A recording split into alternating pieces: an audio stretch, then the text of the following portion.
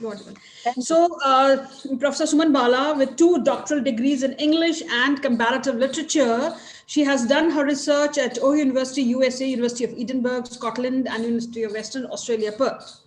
She has participated in several conferences and presented scholarly papers in Australia, and so on and so forth. She's widely published with several research papers in prestigious journals and two full-length books. Also, she has made a substantial contribution to Indian English literature and has edited 11 volumes entitled American Literature Today, Jhumpa Lahiri, The Master Storyteller, Women in Shashi Deshpande, Fiction of Anita Desai, the Nobel laureate Raja Rao Skantapura, fiction of Chitra Banerjee Devakaruni. Dr. Suman Bala's contribution to English studies in India is noteworthy. She has been president of Asian Association for Australian Studies, General Secretary of Indian Society for Commonwealth Studies, and Treasurer, Indian Association for American Studies. She was editor in chief of Indian Journal of English Studies from 2009 to 2011. She co-edits two biannual journals, the Commonwealth Review and the Indo-American Review. Recently, she was given Lifetime Achievement Award by All India Association for English Studies for her invaluable contribution to literary studies. So I think Suman ma'am has some technical issues. Can you hear me? Yes, we can hear you, we can see you clearly, ma'am.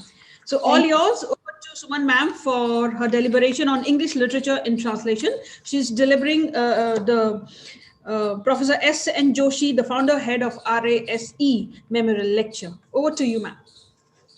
Yes, ma'am. Good morning, ladies and gentlemen.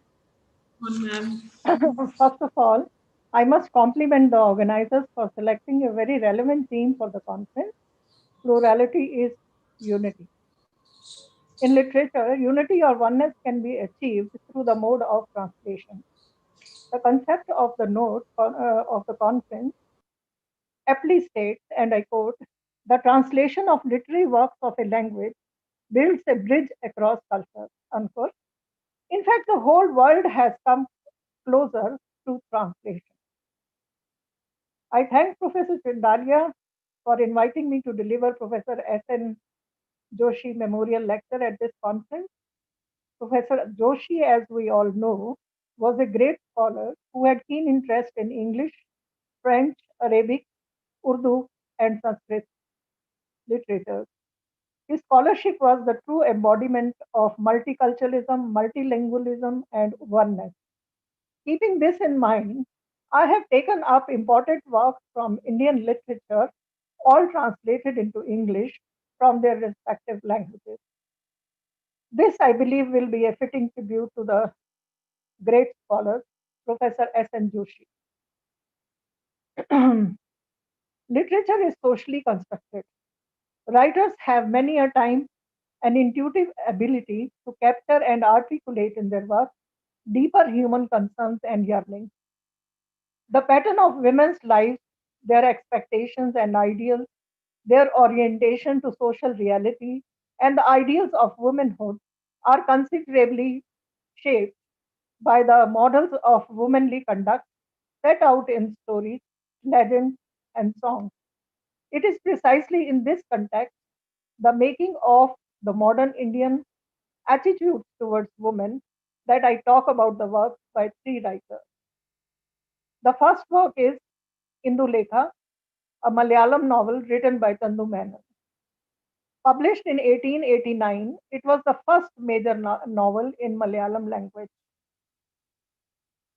The title Indulekha refers to the prodigy in this novel, a beautiful, well educated girl of around 20 years. Chandu Menon has written that he started Indulekha as a translation of Benjamin Disraeli's Henrietta Temple, which was written in 1836. However, after struggling with the subtleties of an alien culture, he abandoned the project and decided to write a novel of his own depicting a similar story. The novel was written at a time when there was an emerging class of upper caste Nair men who received a Western style education and were achieving prominent positions in British India. The period was a clash of cultures, as the educated Indians were torn between Western ideals and traditional practices. The Nambudri Brahmins of Kerala traditionally had marital relations with Nair women known as Sambandham, since only the oldest Nambudri youth was allowed to marry a Brahmin girl. The younger sons were encouraged to have Sambandham with Nair women in order to maintain the inheritance to the first male child, since the children born from such relations belong to their mother's family. The matriarchy practiced by the Nayars was also coming under attack during this period. Many of the Nambudri men, though learned in Vedas and Sanskrit, had little knowledge of English and Western sciences. The novel highlights the lack of willingness of the Nambudris to adapt to the change of times, as well as the struggle by Nair women to break out of the age old principle of Sambandham, which had little relevance during the late 19th century. Indulekha is a graceful, intelligent Nair girl with artistic talent. She is young, knowledgeable, with education in English and Sanskrit. She is in love with a young man, Madhavan, the hero of the novel, who is also presented in ideal color. He is a member of the newly educated Nair class who has graduated from University of Madras. He dresses in Western clothes, but at the same time, he keeps a long tuft of hair according to the Nair custom. The story details how the matrilineal society of those times encourages Nambudris to start a relationship with Indulekha. Indulekha promptly snubs the old Nambudri man, but Madhavan is scared and he runs away from the household. He goes to Bengal. There he takes up a lot of good friends.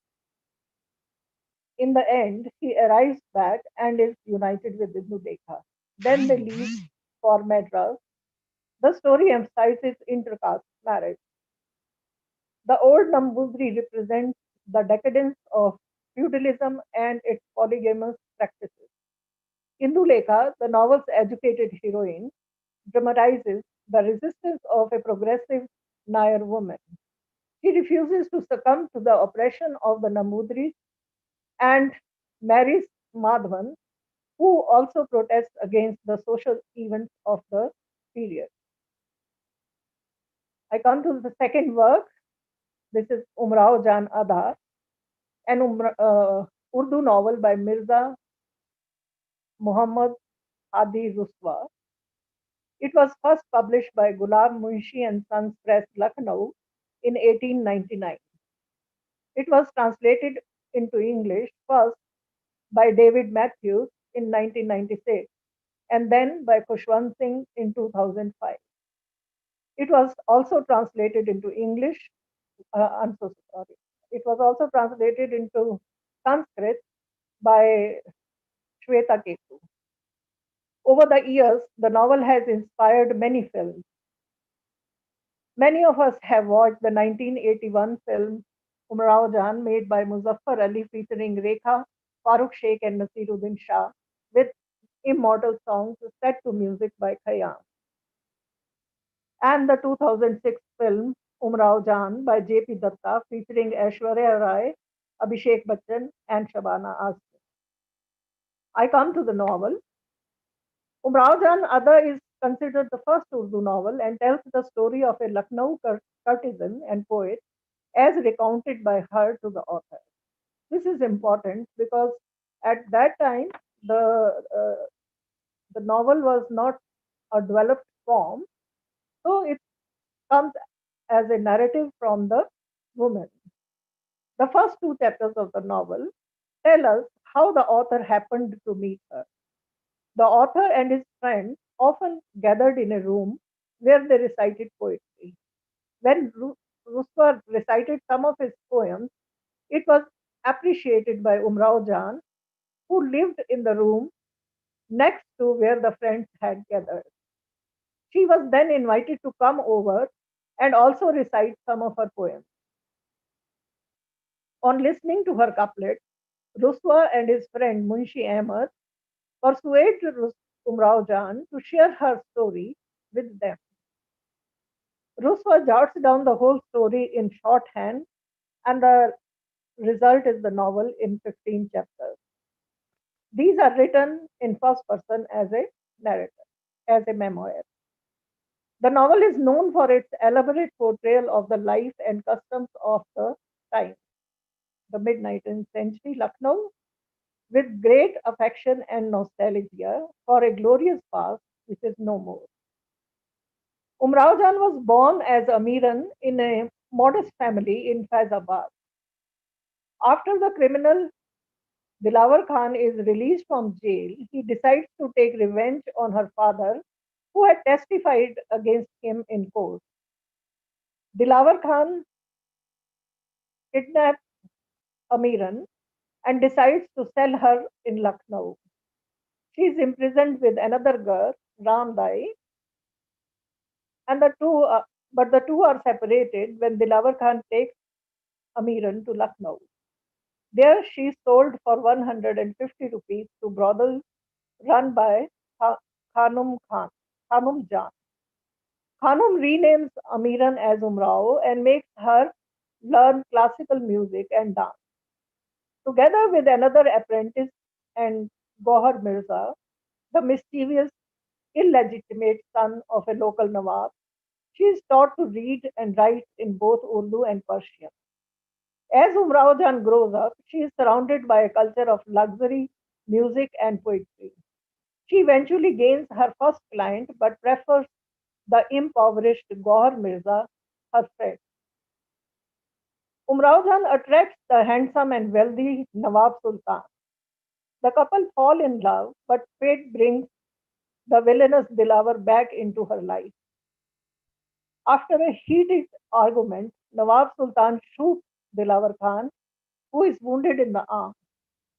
Nawab Sultan can no longer come to meet Umrao Jan, so, with the help of Gohar Mirza, he goes to meet him secretly. As Umrao Jan continues to seize Nawab Sultan and also serve other clients, she supports Gohar Mirza with her savings. A new client, the mysterious Faiz Ali, showers Umrao Jan with jewels and gold, but warns her not to tell anyone about his gift. When he invites her to travel to Farrukhabad, Khanum Jan refuses. However, Umrao Jan runs away with him. On the way to Farrukhabad, they are attacked by soldiers, and Umrao Jan discovers that Faz is actually a dacoit and all his gifts are stolen goods. Faz Ali escapes with his brother Fazal Ali and she is imprisoned. But luckily, one of the courtesans from Khanum's brothel is in the service of the Raja whose soldiers arrested her and she gets Umrao Jan free. As soon as she leaves the Raja's court, Faiz Ali finds her and gets her to come with him. He is soon captured and Umrao Jan, reluctant to return to Khanum Jan, sets up as a courtesan in Kanpur. While she is performing in the house of a kindly Begum, armed bandits led by Fazal Ali try to rob the house but leave when they see that Umrao Jan is there. Then Gohar Mirza comes to Kanpur and she decides to return to the brothel.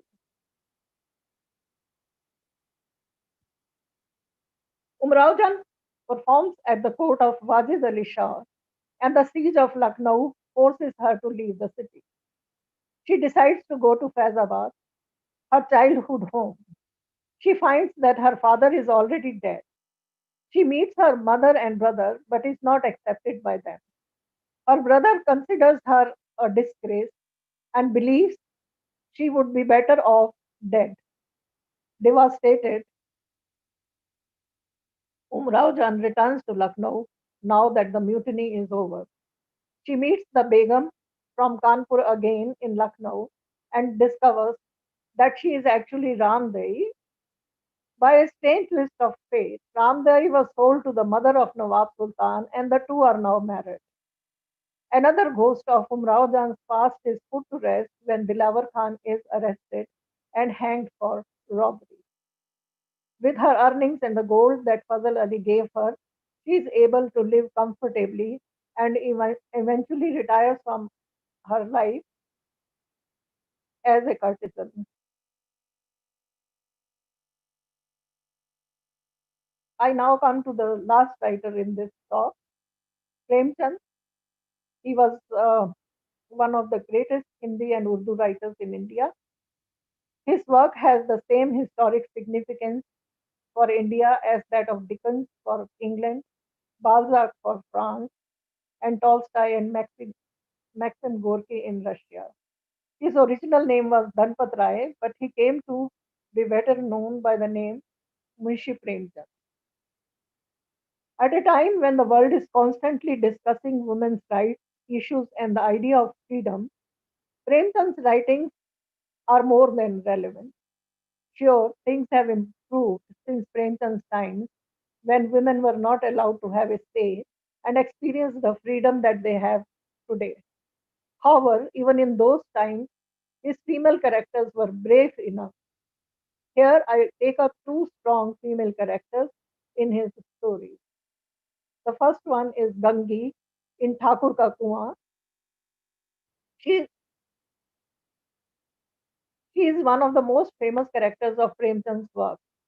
She is a Dalit woman who needs a cure for her severely ill husband. Being from the underprivileged class, Gangi and her husband, Joku, are not allowed anywhere near the well of the upper caste Thakur of the village. In the quest to save her husband, she defies laws and walks to a wealthy man's well to fetch pure water for her ailing husband in the pitch of the night. Gangi refuses to succumb to social norms. At the end of the story, the readers are left with the impression that Gangi is full of courage. Despite all the dangers, she took up the task to bring the water in the dark. The story shows the deep rooted caste divisions in the society, in which even something as basic and life saving as water is denied to those who are not born into a certain caste. Sadly, we still have many such kuans and thakurs in India. The second story is Bade Ghar Ki Beti. It's one of the most popular stories of Premchand and often anthologized. The protagonist here is Anandi, the daughter of a rich family. She is married into an ordinary zamindar household. Accustomed to a rich lifestyle before marriage, Anandi finds it difficult to adjust in a poor family after marriage. But she does her best to do so. One day there is an argument between her and her brother in law, Lal Bihari Singh, on the minor issue of using ghee in the dish prepared by her. Lal Bihari flings a slipper at her in anger. Anandi is very upset and complains to her husband, Shrikant, who demands a division in the family. The episode leads to a big fight and on an almost breakup of the joint family. When Lal Bihari stands at her door crying bitterly in the morning, Anandi is moved. Behaving like a true daughter in law, Anandi swallows her pride and forgives her brother in law. She saves the day by standing her ground and making her husband understand his wrong. Thus, she prevents the family from disintegrating. Everyone praises her. बड़े घर की बेटियां ऐसी ही होती हैं. That is, daughters of rich households are like this. Though the story shows Anandi in a conservative mood, it also shows that sacrifice is leading on to some kind of a positive change. I conclude my paper by summing up my argument. I have compared three literary works in Indian literature and highlighted the fact that though written in different languages, they project a strong, individual, enlightened woman. The oneness and unity of Indian literature and culture is indeed possible by studying different languages and cultures.